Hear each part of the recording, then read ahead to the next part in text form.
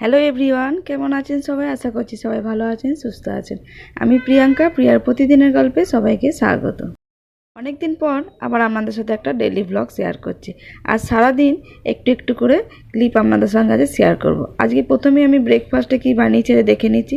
Breakfast মেয়েটাকে স্কুলে টিফিনও দিয়েছিলাম। আজকে বানিয়েছিলাম ছোলে আর কুলচে। এই যে কুলচে ব্রেডগুলো আমাদের এখানে পাওয়া যায়, ওগুলো কিনে নিয়ে এসে বাটার দিয়ে সেঁকে নিই আর ছোটো ছোটো টুকরো করে কেটে দিই, মেয়ের টিফিন বক্সে হয়ে যায়। ছোলেটা আমি আগের দিন সকালেই ছোলাটা সেদ্ধ করে রেখেছিলাম, আলুটাও সেদ্ধ করে রেখেছিলাম, আর পেঁয়াজ রসুন এগুলো সব কেটে রেখেছিলাম, নাহলে সকালবেলা তো এত তাড়াতাড়ি হয় না। তাড়াতাড়ি করে মশলাটা করে নিলাম। আর এই ব্রেডগুলো ছোটো ছোটো টুকরো করে দিলাম, কারণ এই টিফিন বক্সে নাহলে তো ধরবে না। এই যে আজকের এই টিফিন আর আমাদেরও ব্রেকফাস্ট এটাই করব।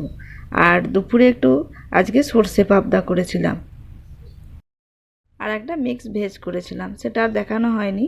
আর এদিকে মেয়ে আসার সময় হয়ে গেছে। আজকে মেয়ের লাস্ট স্কুল ছিল ছুটি পড়ার আগে। ডিসেম্বর এখানে ছুটি পড়ে, তাই লাস্ট স্কুল বলে বাচ্চাদেরকে বলেছিল যে কালারফুল ড্রেস পরে আসতে, আজকে ক্রিসমাস সেলিব্রেশন হবে। সেই কারণে বাচ্চারা কালারফুল ড্রেস পরে স্কুলে গেছিলো। এই যে বাচ্চারা আসছে, আমি তো একবার বাইরে এলাম, বেরিয়ে টাইম হয়ে গেছে বলে দেখছি যে না, ওরা আসছে। এই যে কালারফুল ড্রেস পরে এই 1 মাস এখন ছুটি চলবে ডিসেম্বরে। যারা ট্রাভেল করে এই সময়, এই ডিসেম্বরটা অনেকেই চুজ করে, কারণ এইখানে তো অনেকে গরমের সময়, তাই ডিসেম্বরটা বেশিরভাগ মানুষই ট্রাভেল করে। জানেন তো, বাজারে বেরোলেও বাজার একদম পুরো খালি থাকে, কারণ বেশিরভাগ মানুষ এই ডিসেম্বরটাকে চুজ করে শীতকাল বলে। ইন্ডিয়াতে এখানে তো সারা বছর গরমেই কাটায়, তাহলে শীতকালটা একটু পাওয়ার জন্য এই ডিসেম্বরটাই অনেকে চুজ করে। এবার জানি না আমরা এখন কবে যাব, আমাদের তো 2 বছর পর পর ছুটি হয়। সেই আশাতে এখন দিন গুনছি আর ভাবি যে কবে আমাদের সেই দিনটা আসবে। স্কুলে ছুটি পড়ে যাওয়া মানে বাচ্চাদের একঘেয়ে জীবন স্টার্ট হয়ে যাওয়া। এই ল্যাপটপ আর ফোনের মধ্যেই তাদের জীবন এখন সীমাবদ্ধ থাকবে এই 1টি মাস। আর এদিকে স্কুল থেকে এসে স্নান সেরে খাওয়া দাওয়া সেরে অনলাইন টিউশন করতেও বসে গেছে। তাও গিটারের প্রতি ভালোবাসাটা আছে বলে সেটা আবার মাঝে মাঝে নিয়ে বসে, ওটা নিয়ে বলতে হয় না। দেখে বিকেলবেলা মেয়ে একটু বসে বসে বাইরে গিটার প্র্যাকটিস করছে, আর আমি একটু এই উঠোনটার মধ্যেই হাঁটাচলা করে নিচ্ছি। একটু সবসময় ঘরের মধ্যে বন্দি থাকতেও ভালো লাগে না। আর এই ডিসেম্বর মাস পড়ে গেছে, সবাই বললাম আপনাদেরকে যে ট্রাভেল করেছে, আর হাঁটতে গেলেও সে একা একা মনে হয়। সেই কারণে আর এখন বাইরে বেরোয় না, এই আমাদের এই বড় উঠোনটার। আজ মেয়ে বলল সন্ধ্যাবেলা একটু মা মোমো করবে, তাই ভাবলাম ঠিক আছে, তাহলে বিকেল থেকেই প্রস্তুতিটা নিই, কেন মোমো বানাতে অনেকটাই টাইম লাগে। তার সঙ্গে চিকেন স্যুপটাও বানাতে হয়, এবং ঝাল চাটনিটাও তার বাবার আবার চায়। ঝাল চাটনি না হলে সে আবার মোমো খেতে ভালোই বাসে না, বলবে ঝাল চাটনি করোনি। সেই কিছু কারণে প্রস্তুতি নেওয়া শুরু করে দিয়েছি। প্রথমে একটু চিকেনগুলো কুচি কুচি করে কিমা করে নিয়েছি, তারপরে পেঁয়াজ কুচি, আদা কুচি, রসুন কুচি এগুলো সব কুচি কুচি করে দিয়েছি, বাটা দিইনি। আর আপনার একটু দিয়েছি স্প্রিং অনিয়ন, লঙ্কা কুচি, ধনেপাতা কুচি, তার সঙ্গে একটু সয়া সস, ভিনিগার, নুন এসবগুলো দিয়ে মাখিয়ে রেখে দিয়েছি। তা মোমো বানাতে আমি খুব একটা ভালোবাসি না, কারণ মোমোর শেপটা আমি ঠিকমতো এখনও পারি না। সেই কারণে মোমোটা আমি অ্যাভয়েডই করি। কিন্তু মেয়ে এতদিন পর একটু আবদার করলো, বললো যে একটু মা মোমো বানা, সেই কারণে আজকে মোমো বানাতে গেলাম। শেপ না হলেই বা, খেয়ে তো সেই একই টেস্ট লাগবে। চোখ বন্ধ করে মেয়েকে বলেছি খেয়ে নিবি।